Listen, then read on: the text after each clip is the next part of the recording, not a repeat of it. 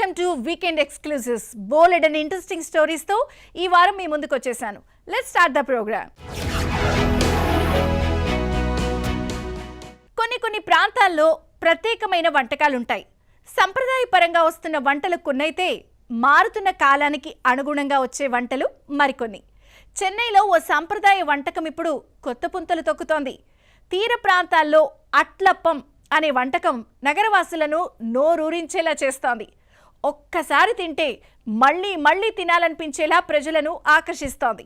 ఇంతకీ ఏంటి వంటకం, దాని ప్రత్యేకత, అది ఎలా తయారు చేస్తారు తెలుసుకుందాం పదండి.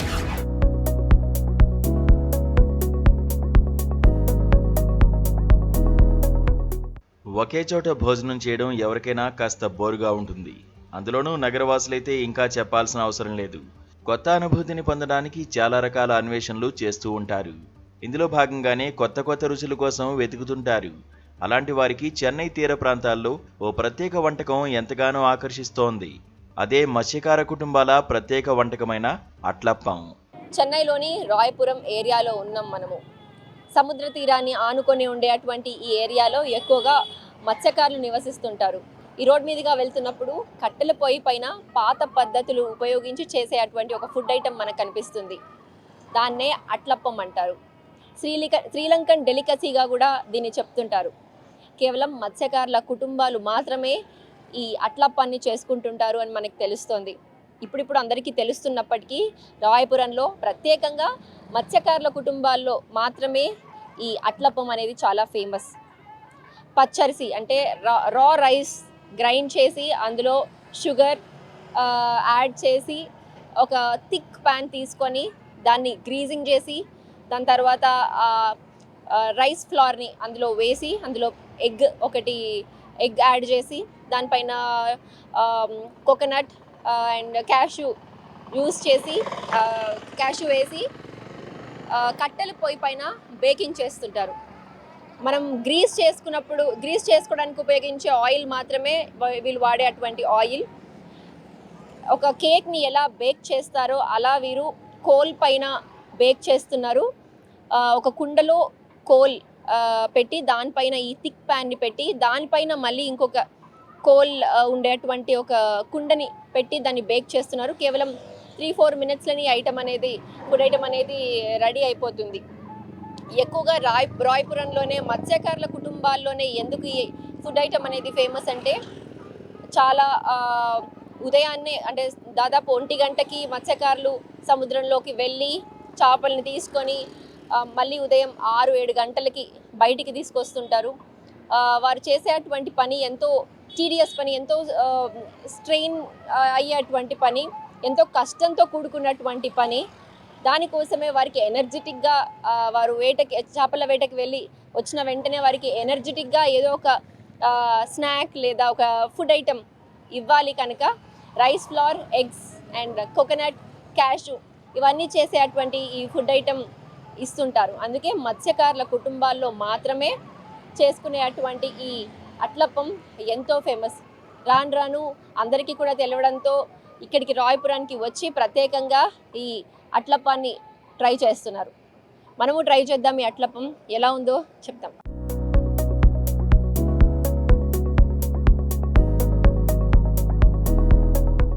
ఈ అట్లప్పం తయారీ కోసం బియ్యపు పిండి, రవ్వ, గుడ్లు, జీడిపప్పు వంటివన్నీ కలిపి ప్రత్యేక మిశ్రమంగా తయారు చేస్తారు.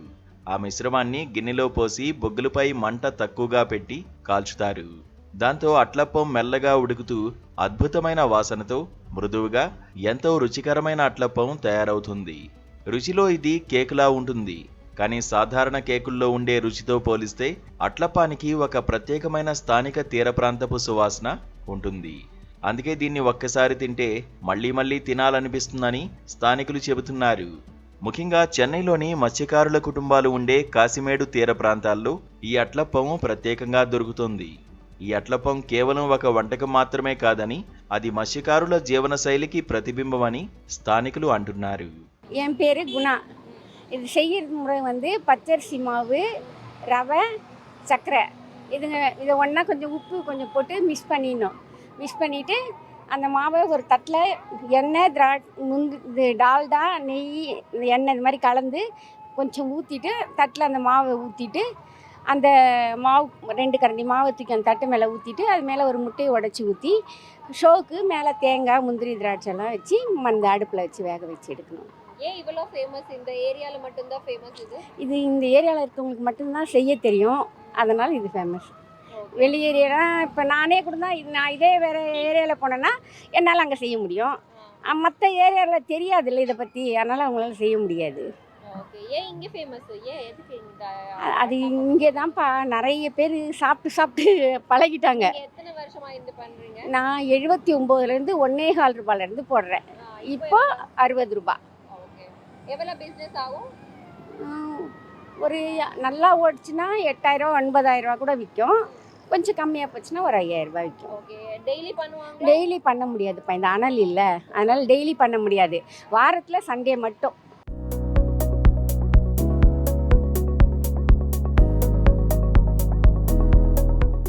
రైస్ ఫ్లోర్, రవ్వ, కొంచెం షుగర్ కలిసినటువంటి బిస్కెట్స్, బన్ ఎలా ఉంటుందో చిన్న వయసులో మనకి స్కూల్స్ దగ్గర లభించేటువంటి బన్స్, బిస్కెట్స్ ఆ టేస్ట్ వస్తుంది. పాత పద్ధతుల్లో బేకింగ్ ఎలా చేస్తారో, ఓవెన్ లేకుండా కేక్ని ఎలా బేక్ చేస్తారో మనం ఇక్కడ చూసి నేర్చుకోవచ్చు. కేవలం ఆదివారం మాత్రమే చెన్నైలోని రాయపురంలో మత్స్యకారుల కుటుంబాలు చేసే అటువంటి ఫుడ్ ఐటమ్ తినేందుకు ఇప్పుడు అందరూ కూడా ఇంట్రెస్ట్ చూపిస్తున్నారు.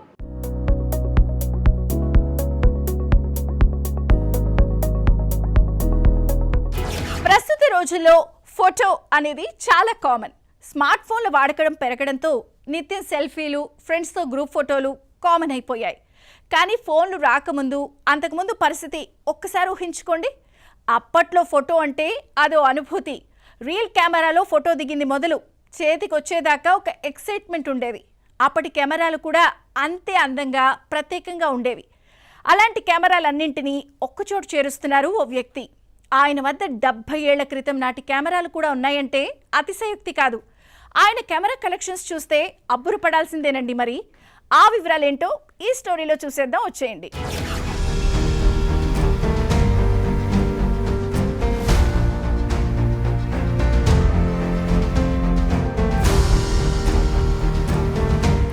ఇంకా నచ్చిన వాళ్ళ దగ్గర లేకపోతే నాకు నచ్చింది అక్కడ చూసానంటే మాత్రం దాన్ని ఏదో ఒకటి చేసి ముందు తెచ్చేసుకుంటాను, తెచ్చి పెట్టడం ముందు. ఇప్పుడు కూడా ఇంకా ఆ ప్రాసెస్ జరుగుతూనే ఉంది. ఇంకా కొన్ని రావాలి.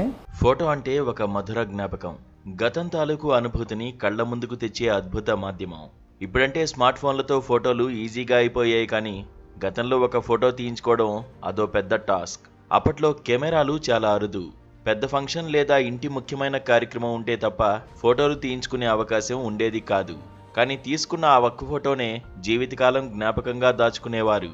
నేటి తరం యువతకు ఆ రోజుల్లోని కెమెరాలే ఎలా ఉండేవో కూడా తెలీదు. ఎందుకంటే ఇప్పుడు మన చేతిలో ఉన్న ఫోన్లతోనో, డిజిటల్ కెమెరాలతోనో ఒక్క క్లిక్లోనే 100 ఫోటోలు తీసుకోవచ్చు.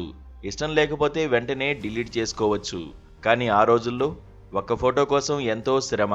ఫోటో రీల్ వేసుకోవడం, సరైన లైటింగ్ ఉండడం, కాస్త అశ్రద్ధ అయితే రీల్ మొత్తం వృధా కావడం, ఒక ఫోటో పొందడమే అదృష్టంగా భావించే పరిస్థితి.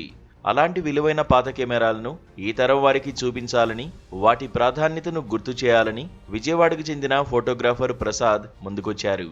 ఆయన గతంలో వాడిన అరుదైన కెమెరాలను ఏకంగా 70 ఏళ్లుగా జాగ్రత్తగా భద్రపరిచారు. వాటిని ఎప్పటికప్పుడు శుభ్రపరుస్తూ ఎటువంటి నష్టం జరగకుండా ప్రత్యేకంగా ఓ గదిని ఏర్పాటు చేసి ప్రదర్శనలా నిలిపారు.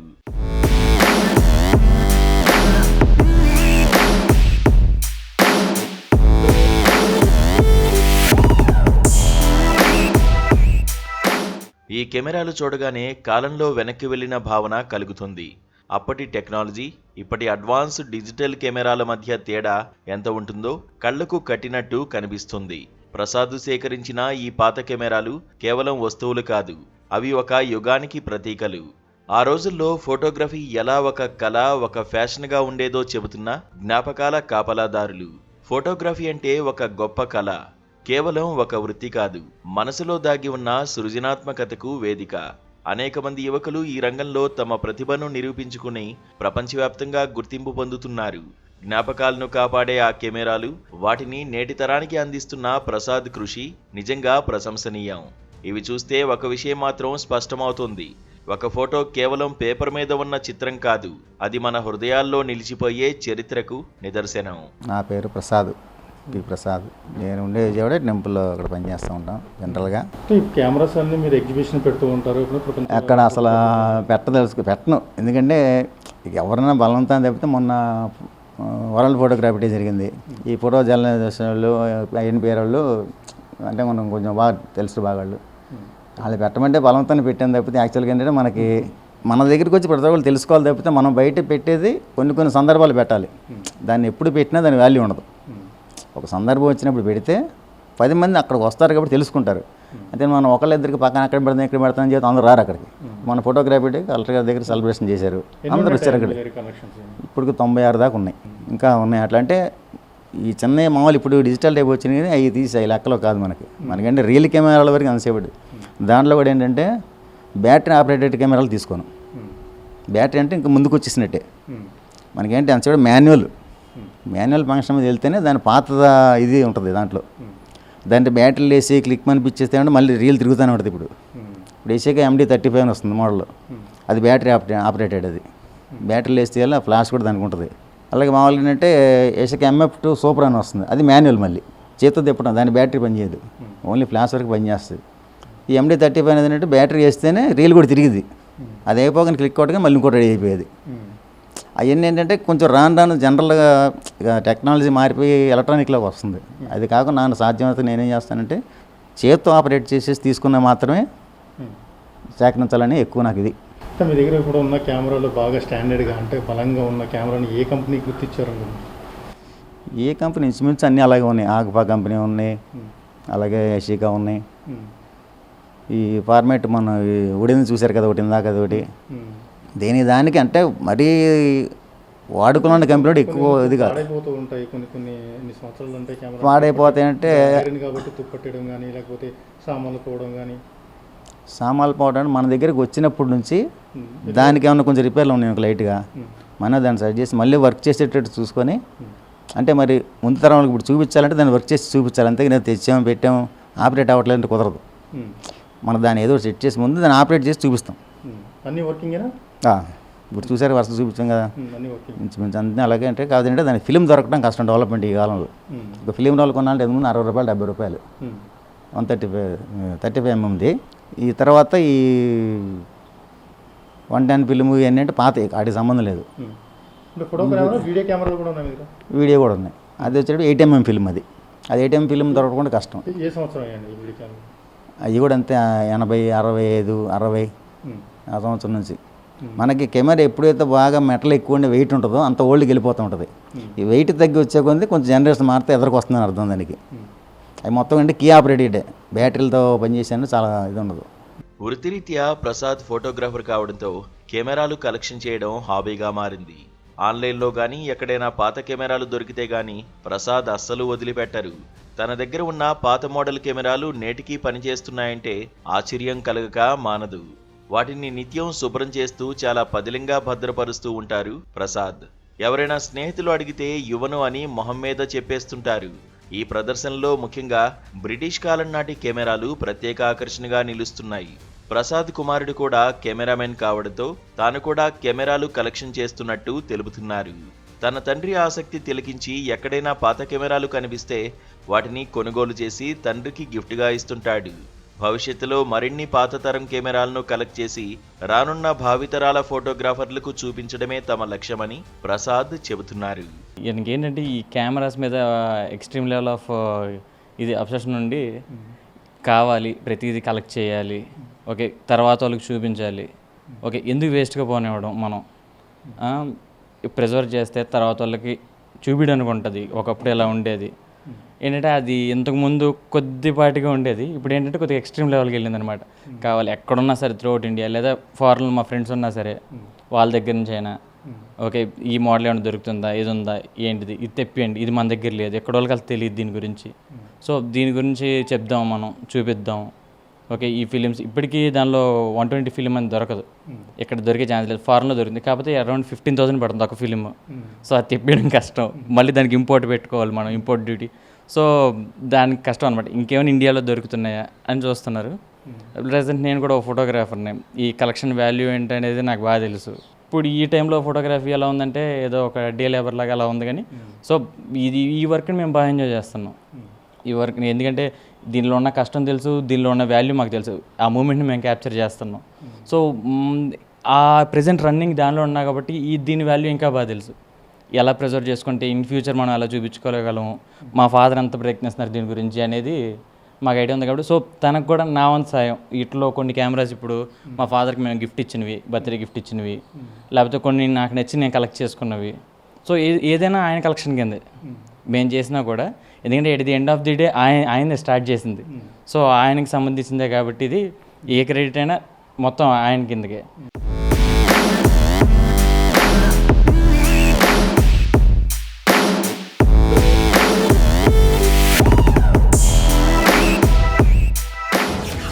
రావడంతో చాలా రంగాల్లో పెద్ద ఎత్తున మార్పులు చోటు చేసుకోవడం చూస్తూనే ఉన్నాం. హ్యూమన్ బ్రెయిన్తో దాన్ని సరిగ్గా వాడుకుంటే మనకి ఎన్నో రకాలుగా ఉపయోగపడుతుంది. అలాంటి ఏఐని విజయవాడ దసరా ఉత్సవాల్లో వాడుతున్నారు ఆలయ అధికారులు. ఉత్సవాలకు భారీగా తరలివచ్చే భక్తజనానికి ఎంతగానో ఉపయోగపడేలా ఒక యాప్ని రూపొందించారు. సింగిల్ విండో డిజిటల్ సొల్యూషన్ రూపంలో మొబైల్ అప్లికేషన్, వాట్సాప్ చాట్ బాట్లను ప్రారంభించారు.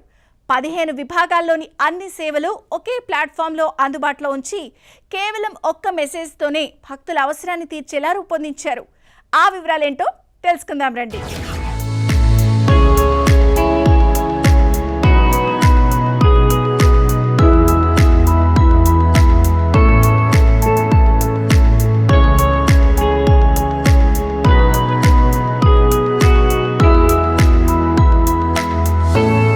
ఈ ఏడాది విజయవాడలో జరుగుతున్న దసరా మహోత్సవాల్లో భక్తుల సౌకర్యం కోసం అత్యాధునిక సాంకేతిక పరిష్కారాలను తీర్చేలా ఏఐ టెక్నాలజీ ప్రవేశపెట్టారు. సింగిల్ విండో డిజిటల్ సొల్యూషన్ రూపంలో మొబైల్ అప్లికేషన్, వాట్సాప్ చాట్ బాట్లను ప్రారంభించారు. Amaravati software innovation private limited రూపొందించిన ఈ సాంకేతిక వేదికల ద్వారా అమ్మవారి దర్శనానికి వచ్చే యాత్రికులు సులభంగా, సురక్షితంగా, పారదర్శకంగా సేవలు పొందే అవకాశం కల్పించారు. ఏఐ ఆధారిత చాట్ బాట్ సదుపాయం ద్వారా ప్రత్యేక యాప్ డౌన్లోడ్ అవసరం లేకుండా నేరుగా వాట్సాప్లోని ఆలయ సేవలు, సమయాలు, లొకేషన్ మ్యాప్స్, కౌంటర్ వివరాలు తెలుగు, ఇంగ్లీష్ భాషల్లో తెలుసుకునే సౌకర్యం కల్పించారు. కేవలం 9418207117 నెంబర్కు హాయ్ అని పంపితే పూర్తి సమాచారం వెంటనే అందుబాటులోకి వస్తుంది.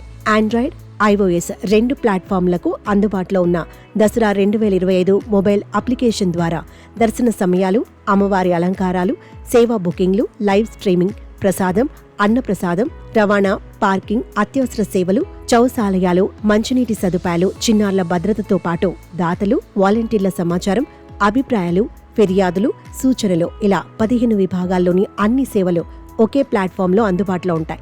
ఈ నెల విజయవాడలో సెప్టెంబర్ 22 నుండి అక్టోబర్ 2 వరకు జరగబోయే దసరా శరన్నవరాత్రి ఉత్సవాల్లో ఈ ఆధునిక ఐటీ ఇన్నోవేషన్ భక్తులకు మరింత సౌకర్యవంతమైన ఆధ్యాత్మిక అనుభూతిని అందించనున్నాయి.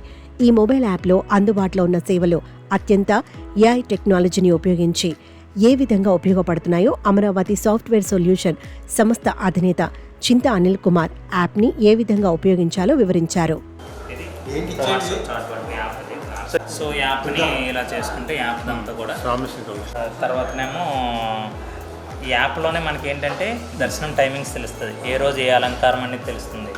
తర్వాత టికెట్, పూజ ఇన్ఫర్మేషన్, స్పెషల్ ఈవెంట్స్ ఏమున్నాయి, తర్వాత ఫస్ట్ ఎయిడ్ కిట్ ఇన్ఫర్మేషన్ వస్తుంది, గ్రీవెన్సెస్ ఇవ్వచ్చు. దాని తర్వాత చైల్డ్ ట్రాకింగ్, ప్రతి చైల్డ్కి ఏం చేస్తామంటే వాళ్ళ ఫ్యామిలీతో చైల్డ్ వస్తారు. మనకు రిజిస్ట్రేషన్ కౌంటర్లు ఉంటాయి, ఒక 200 ఉంటాయి. ఇవి కౌంటర్లు మీన్స్ ఇంకేం కౌంటర్లు ఏమి ఉండవు అఫీషియల్గా, పర్సన్స్ ట్యాక్స్ పట్టుకుంటారు, ఒక్కొక్క బాక్స్ అయిపోతుంది. చైల్డ్ పొరపాటును తప్పేయడం అనుకోండి, జస్ట్ స్కాన్ చేసిన వెంటనే ఆటోమేటిక్గా వాళ్ళ డీటెయిల్స్ వచ్చుతాయి. ఇక్కడ నేను వాట్సాప్ సింబల్ కొడితే మొత్తం ఇది ఎవరి పేరెంట్ ఏంటి కథ అంతా తెలుసు. చైల్డ్ అంటే గవర్నమెంట్ కంట్రోల్ రూమ్ కూడా. తర్వాత ఫీడ్బ్యాక్ తీసుకుంటాం అనమాట, కాల్స్ చేసి అవి క్యూ లైన్లు ఎలా ఉన్నాయి, టెంపుల్ డెకరేషన్ ఎలా ఉంది, లడ్డూ ప్రసాదం ఎలా ఉంది, అన్న ప్రసాదం ఎలా ఉంది, డ్రింకింగ్ వాటర్ ఎలా ఉంది, భక్తుల ప్రివ్యూ తీసుకొని అది పెడతాం. తర్వాత ఇవి అంటిస్తామన్నాం కదా, ప్రతి 100 మీటర్స్కి ఇది క్యూఆర్ అంటిస్తాం. తర్వాత క్యూఆర్ బేస్లో ఏముంటుంది, ఒకటే క్వశ్చన్, ఎయిర్పోర్ట్లో ఏదైనా అసౌకర్యం ఉందా, లేదు అంటే గొడవ లేదు, ఉన్నాయి అంటే కనుక సార్ట్అవుట్ చేసుకొని ఆ నేమ్, ఫోన్ నెంబర్, వాయిస్ కూడా ఇవ్వచ్చు. టైప్ చేయలేడు, వాయిస్ చెప్పి బాబు నేను ఇక్కడ ప్రాబ్లం ఉన్నాను అనొచ్చు. వెంటనే కలెక్టర్ గారికి ఇలా అలర్ట్లు వెళ్ళిపోతాయి. ఎక్కడైతే ఎక్కువ రెడ్ ఉందో చూసుకొని ఆ రెడ్ దీని మీద అలర్ట్లు వెళ్ళి బాగుంటుంది అనమాట. తర్వాత ఘాట్ రోడ్లో ఏం క్లియర్ కెమెరాస్, నెంబర్ రికగ్నైజేషన్ వస్తాయి. తర్వాత ఫ్యూ లైన్స్లో కెమెరాస్, పార్కింగ్ ఏరియాస్లో కెమెరాస్, ఐడి కార్డ్స్ ప్రతిదానికి క్యూఆర్ కోడ్, ఓలోగ్రామ్ కూడా ఉంటుంది. తర్వాత ప్రశంసా పత్రాలన్నీ మన సాఫ్ట్వేర్ నుంచే ఇదైపోతాయి. డోనర్స్ ప్రతి ఒక్కరికి ఎన్ఎఫ్సి బేస్డ్ ఐడి కార్డ్స్. తర్వాత బస్సులన్నీ ట్రాక్ చేసుకోవచ్చు, పబ్లిక్ ట్రాక్ చేసుకోవచ్చు, పబ్లిక్ ఏది ఎక్కడ ఉన్నంత వరకు చూసుకోవచ్చు, దేవస్థానం వాళ్ళు మాత్రం ఇది చూసుకోవచ్చు. స్టోర్ ఉంటుంది, గూగుల్లో కూడా ప్లే స్టోర్ అని ఉంటుంది. ఇందులోకి వెళ్ళి మనం దసరా DASARA దసరా 2025 అని క్లిక్ చేయగానే ఏం జరుగుతుందంటే మనకి యాప్ ఎలా వస్తుంది అన్నమాట. ఇక్కడ డౌన్లోడ్ చేసుకోవచ్చు.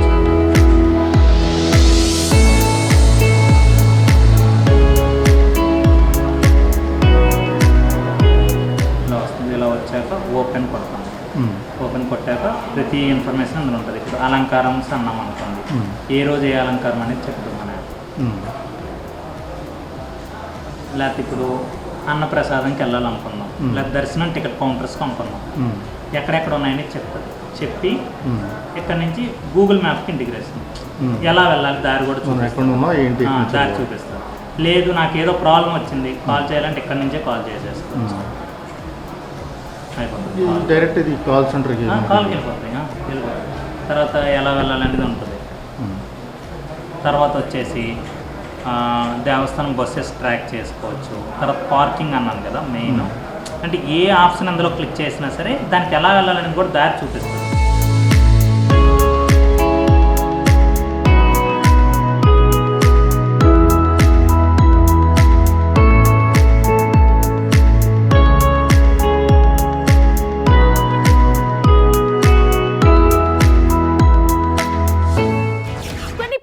కట్టడాలు, మరెన్నో చారిత్రక నిర్మాణాలు నేటికి మన కళ్ల ముందు సజీవ సాక్ష్యాలుగా దర్శనమిస్తూ ఉంటాయి. ఖమ్మం నగరంలోని 900 ఏళ్ల చరిత్ర కలిగిన జాఫర్ బావి ఆ కోవకి చెందిందే. అయితే కాలక్రమేణా అది మరుగున పడిపోతూ తన వైభవాన్ని కోల్పోతూ వచ్చింది. కానీ జాఫర్ బావి ఇప్పుడు మళ్లీ తిరిగి తన పూర్వ వైభవాన్ని చాటి చెప్తోంది. వ్యవసాయ శాఖ మంత్రి తుమ్మల నాగేశ్వరరావు చొరవతో తళుక్కుమంటోంది.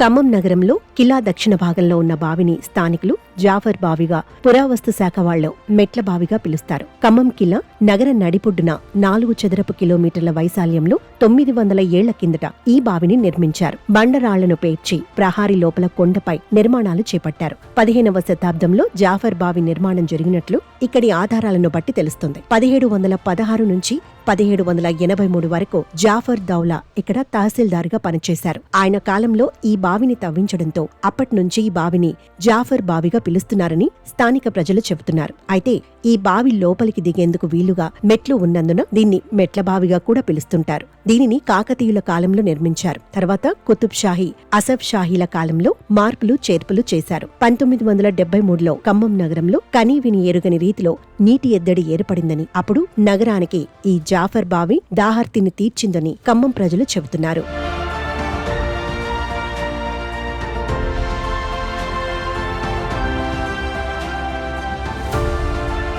అయితే రాను రాను ఈ జాఫర్ బావి వద్ద శుభ్రత తగ్గిపోయింది. బావిలో చెత్త చెదారం పేరుకుపోయింది. ఈ క్రమంలోనే రాష్ట్రంలో కాంగ్రెస్ ప్రభుత్వం ఏర్పడిన తర్వాత ప్రత్యేక శ్రద్ధ వహించి చారిత్రాత్మక కట్టడాలను కాపాడేందుకు చర్యలు తీసుకుంది. భావితరాలకు జాఫర్ బావి చరిత్రను తెలిపేలా సుందరీకరణ పనులు చేపట్టింది.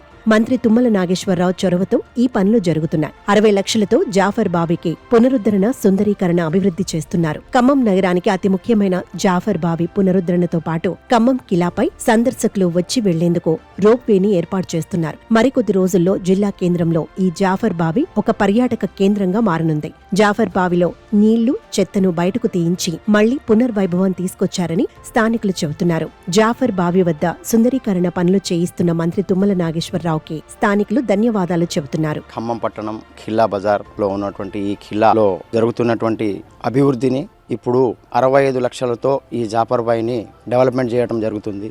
దానికి తోడుగా మన మంత్రివర్యులు తుమ్మల నాగేశ్వరరావు గారు వారి ఆధ్వర్యంలో దాదాపు డెవలప్మెంట్స్, రోప్ వే తదితర పైన క్యాంటీన్ లాగా, కింద మన సైకిల్ స్టాండ్ లాగా అన్ని ఏర్పాట్లను చేస్తూ దాదాపు 20 కోట్లతో అభివృద్ధిని చేస్తుంది ఈ ప్రభుత్వం. ఈ జాపర్బాయి దాదాపు 900 సంవత్సరాల నుంచి ఉండటం జరిగింది. అప్పటి నుంచి ఇప్పటి వరకు జాపరుద్దౌలా అనే రాజు పరిపాలించారు. దాని తర్వాత కాకతీయులు వాళ్ళు దీన్ని ఆక్రమించుకొని అప్పటి నుంచి వాళ్ళ ఆధీనంలో నడుచుకుంటూ ఈ రోజున మన ప్రభుత్వానికి అభివృద్ధి చేయడానికి ఇవ్వటం జరిగింది. ఇక్కడ ఉన్నటువంటి ప్రజల్లో ఒకప్పుడు ఈ జాపర్బాయిని మంచినీళ్ళ బావి అని చెప్పేవారు. ఆ బావి ద్వారానే ఇక్కడ ఉన్నటువంటి చుట్టుపక్కల వాళ్ళందరూ తాగునీరుగా వాడుకునేవాళ్ళు. ఇప్పుడు ఇక్కడ ఉన్నటువంటి ఈ జాపర్బాయిని మొత్తం క్లీన్ చేసేసేసి దానికి 65 లక్షలు ఈ ప్రభుత్వం శాంక్షన్ చేయడం జరిగింది. దీన్ని ఒక రూపుగా తయారు చేసి మెట్లకి లైటింగ్ కానీ, రాత్రిపూట వృద్ధులు వచ్చి కూర్చొని సెద తీర్చడానికి మార్నింగ్ వాక్ లాగా వీళ్ళని చేసుకుంటూ పోతున్నారు. ప్రజలకి సౌకర్యంగా చేసి ఈ ప్రభుత్వం చేస్తున్న ప్రయత్నాలని మనందరం చూస్తూనే ఉన్నాం. ఈ బావి అసలు నీళ్లు తీసిన తర్వాత తెలిసింది బావిలో ఎన్ని బావిలు ఉన్నాయి, ఏంది, అది లోపల ఎట్లా మెట్లు ఉన్నాయి. అసలు మీరు వచ్చి దీన్ని ఒకసారి సందర్శిస్తే అర్థమైంది మీకు ఈ బావి ఎలా ఉంది ఏందనేది. అసలు కిలా లోపల ఉన్న మాకే తెలియదు ఈ బావి లోపల ఇంత మంచి మెట్లు ఉన్నాయా, ఇంత విధంగా రూమ్లు ఉన్నాయా, ఈ విధంగా ఉందా అనేది మాకే తెలియదు. అలాంటి వాళ్ళకి కూడా మాకే ఆశ్చర్యంగా ఉంది. ఈ నీళ్లు తీయటం వల్ల లోపల రూమ్స్ ఉన్నాయి, మంచిగా అసలు మంచి మెట్లతో కట్టి చాలా అందంగా ఉంది. దీన్ని మంచిగా ఇంకా అందంగా తీర్చిదిద్దాలని మన మంత్రివర్యులు తుమ్మల నాగేశ్వరరావు గారు 65 లక్షలు శాంక్షన్ చేయించి దాన్ని మంచి అభివృద్ధి చేస్తున్నారు. ఎక్కడైనా సరే ప్రజలకి మంచిగా ఆహ్లాదకరంగా మంచిగా పర్యటించడానికి ఈ విధంగా అన్ని ఎక్కడ ఉంటే అక్కడ పార్కులు కానీ ఇలాంటి ఏదైనా పురాతనమైన బావిలు కానీ ఏదైనా ఉంటే మాత్రానికి ఈ విధంగా అభివృద్ధి చేయాలని కోరుకుంటూ నేను సెలవు చేసుకుంటున్నాను. చారిత్రక కట్టడాలను కాపాడుకోవాల్సిన బాధ్యత ప్రభుత్వాలపై ఉంటుందని, రాష్ట్రంలో ఉన్న మరికొన్ని వాటిని కూడా ఇలాగే పునరుద్ధరణ పనులు చేసి రక్షించాలని ప్రజలు కోరుకుంటున్నారు.